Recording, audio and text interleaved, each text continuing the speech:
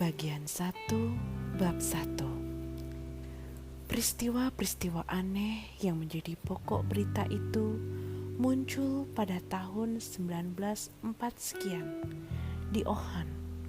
Umum berpendapat bahwa kejadian tersebut tidak wajar, menyimpang dari kebiasaan.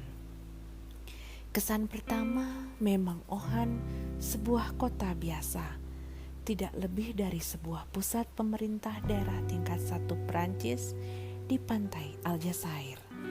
Harus diakui bahwa kotanya sendiri tidak bagus, tapi kelihatan tenang. Sebab itu dibutuhkan waktu cukup lama untuk menyadari apa yang membedakan dia dari begitu banyak kota bisnis dimanapun. Misalnya, bagaimana membayangkan sebuah kota tanpa burung merpati, pepohonan, ataupun taman dan halaman. Di sana tidak terdengar kepak sayap maupun gemerisik daun. Pendek kata, semua tempat tanpa ekspresi. Pergantian musim hanya bisa diterka di langit. Musim semi menunjukkan diri lewat kondisi udara atau tampaknya keranjang-keranjang bunga yang dibawa oleh penjual dari pinggir kota. Itu adalah jenis jualan musiman di pasar. Di musim panas, matahari membakar rumah-rumah yang terlalu kering serta melapisi dinding dengan debu berwarna kelabu. Pada waktu itu, penduduk hanya tahan hidup dengan daun jendela tertutup. Kebalikannya, musim gugur merupakan banjir lumpur. Hari-hari cerah baru datang pada musim dingin. Cara mudah untuk mengenal sebuah kota ialah dengan mengetahui bagaimana penduduk di sana bekerja, bercintaan lalu mati. Barangkali disebabkan oleh iklim. Di kota kecil kami, ketiga hal itu terjadi bersama-sama dan sekaligus dengan semangat dan kepasrahan. Artinya, penduduk merasa bosan, lalu bergerak mengikuti alur rutinitas. Mereka bekerja keras, tapi selalu untuk memperkaya diri, karena perhatian terutama terfokus kepada perdagangan atau bisnis. Menurut mereka, yang penting ialah mencari keuntungan. Tentu saja, mereka juga menyukai kesenangan-kesenangan sederhana, misalnya perempuan, menonton film, dan mandi-mandi di laut. Selayaknya lah jika mereka menyisihkan kesenangan-kesenangan ini untuk akhir pekan. Sedangkan hari-hari lainnya untuk usaha mendapatkan banyak uang. Sore ketika meninggalkan kantor, pada jam tertentu mereka berkumpul di kafe, menghadang angin di jalan raya atau duduk-duduk di balkon. Nafsu penduduk yang paling muda penuh gairah, tapi cepat berlalu. Sedangkan kelaknatan penduduk yang paling tua tidak melebihi perhimpunan pemain-pemain bule, pertemuan makan-makan, maupun klub-klub tempat penduduk bertaruh besar dalam kocokan kartu. Tentu bisa dikatakan bahwa hal itu tidak hanya terjadi di kota kami. Kelakuan orang-orang sejaman kita sama saja. Di masa sekarang pasti kita bisa melihat orang bekerja dari pagi sampai sore, kemudian memilih menghabiskan waktu yang tersisa dalam hidup mereka untuk kalah dalam permainan kartu, minum-minum di kafe, serta mengobrol. Tetapi ada kota atau negara di mana penduduknya kadang-kadang mempunyai pikiran tentang sesuatu yang lain. Pada umumnya, itu tidak mengubah pikiran mereka. Tetapi seandainya ada dugaan mengenai hal lain apapun, itu sudah baik. Sebaliknya, rupanya Ohan adalah sebuah kota tanpa imajinasi. Berarti sebuah kota yang betul-betul modern.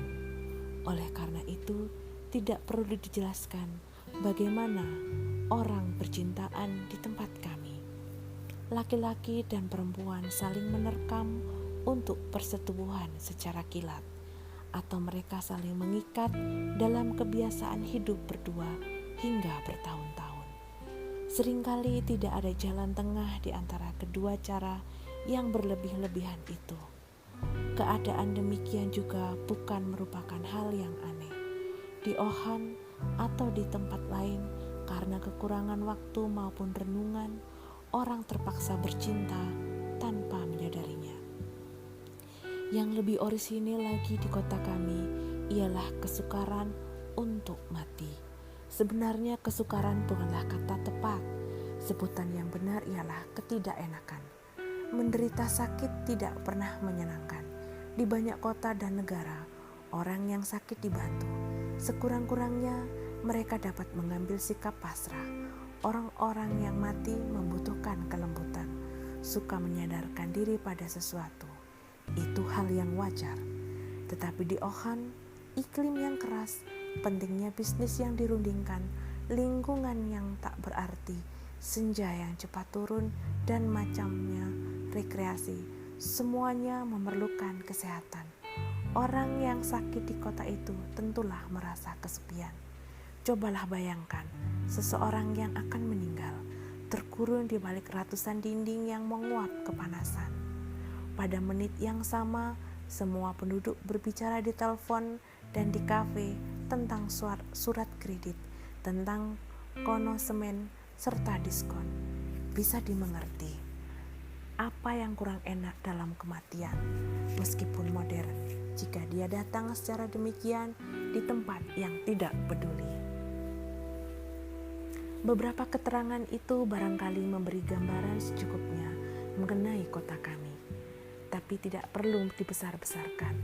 Yang harus ditekankan ialah wajah selumrah-lumrahnya dari sebuah kota yang kehidupan di dalamnya.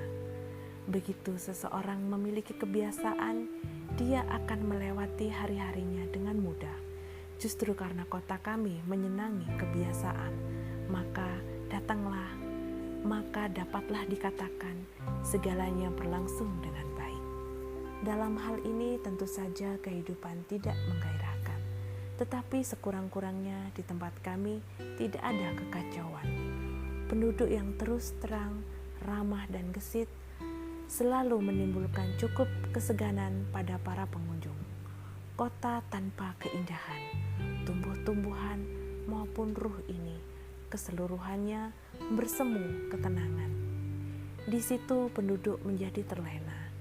Namun demikian, tepatlah jika ditambahkan bahwa kota ini terpancang dalam pemandangan yang tidak ada bandingannya, yaitu berada di tengah-tengah daratan yang kosong, dikelilingi bukit-bukit bercahaya, serta di hadapan sebuah teluk yang berlekuk sempurna.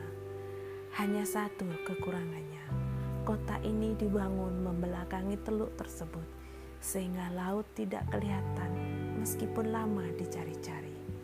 Sampai di sini, kita mudah mengakui bahwa tak satupun hal yang menyebabkan penduduk kota kami mengharapkan peristiwa yang terjadi di musim semi tahun ini.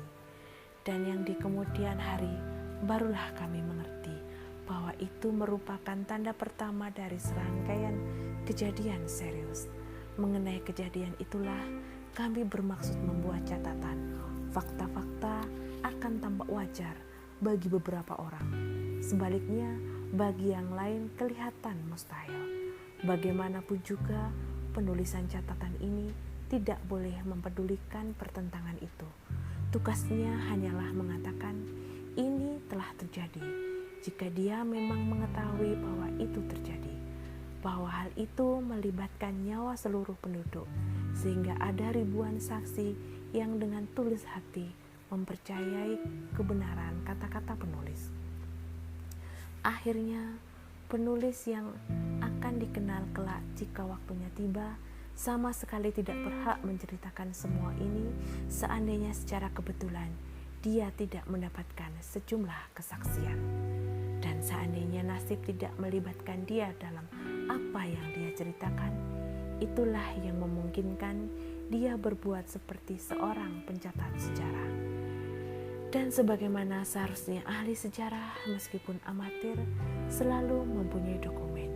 Jadi, penulis cerita ini juga memilikinya. Pertama-tama kesaksiannya, kemudian kesaksian orang-orang lain. Juga karena terbawa oleh peranannya, dia berkesempatan menerima informasi atas dasar kepercayaan dari semua pelaku cerita ini. Dan yang paling akhir ialah dokumen yang jatuh ke tangannya. Dia bermaksud menggali bahan-bahan itu jika menganggapnya baik, serta menggunakannya sebagaimana ia kehendaki. Dia bermaksud juga. Namun barangkali sudah waktunya meninggalkan komentar dan kata pendahuluan untuk memulai kisah ini sendiri. Penuturan kejadian di hari-hari pertama memerlukan ketelitian.